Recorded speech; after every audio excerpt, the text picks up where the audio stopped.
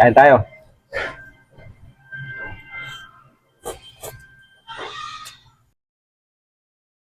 Tara guys, tutuloy tayo. Manok.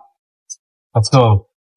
For today's video nga pala mga boss, magluluto nga ulit tayo dito guys. Manok naman ang lulutuin natin. Pasasarapin pala natin guys yung ating fried chicken. At dito nga guys, sinumpasan ko muna i-marinate yung mga manok natin. Nilagyan ko nga lang pala to guys ng salt and pepper, tapos garlic powder, tapos paprika. Nilagyan ko din pala yan guys ng kalamansi, tapos konting cornstarch lang, tapos sinalo-halo natin yan guys. At pagkatapos ko nga nahalo yung mga manok natin guys, tatabi muna natin yan. Tapos isunod naman natin yung ating pangkukot sa ating mga manok. Naglagay nga lang dyan ako ng cornstarch at harina. Tapos nilagyan ko din ng paprika guys. Tapos yung ating crispy fry. Naglagay din ako ng konting paminta dyan guys. Pagkatapos ko nagawa natin pagkukot sa ating manok guys, sinalatan ko nga muna pala dito ang salted egg natin. Bali sa lulutuin natin ngayon guys, 2 pirasong salted egg lang gagamitin natin. Tapos dinurog-durog ko lang yan guys. Kung may idea ka na kung ano lulutuin natin guys, paki-comment mo din sa baba. Tapos isunod naman natin yung bawang natin guys. Ginahit ko nga lang pala yan guys, ang pinong-pino. Yan kasi yung gagamitin natin sa panggisa guys. At nag-chop na rin ako ng sibuyas dyan guys. 1 piraso lang. Maulan na hapon po sa inyong lahat. Medyo delikado pala maglalabas ngayon guys. Kung saan man kayo ngayon guys, lagi kayong mag-iingat. Mag-stay lang muna po tayo sa bahay-bahay natin at wag muna pong lalabas. Dako na ulit tayo sa ating niluluto guys. At dito nga nagpainit na ako ng mantinga at isesa ko ng pinirito yung mga manok natin guys. Mahinang apoy lang palang ginamit ko dito guys para maluto pa sa loob ng ating mga manok. Kung medyo nag-brown na nga to guys, ginalay baliktad ko nga lang yan. Pag nagluto pa lang ng ganito guys, huwag yung apurahin yung pirito para ma-sure natin na maluto talaga yung loob niya. Kung nag-golden brown na nga yan guys, tinanggal ko na yan isa-isa. Hahanguin na natin. Shoutout nga po pala sa mga nag-share, nagpa-follow, nagla-like sa ating mga videos guys. Maraming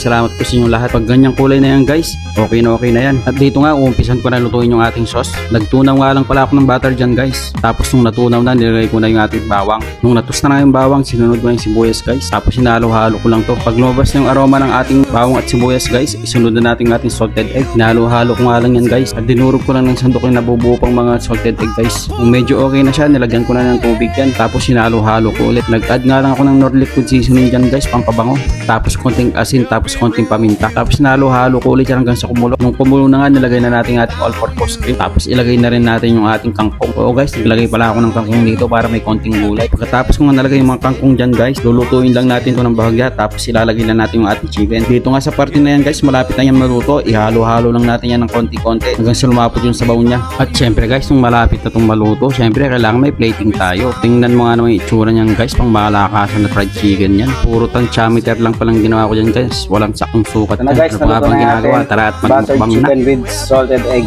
Ayan. Tikiman time. Kita mo yan guys. Kaya tayo.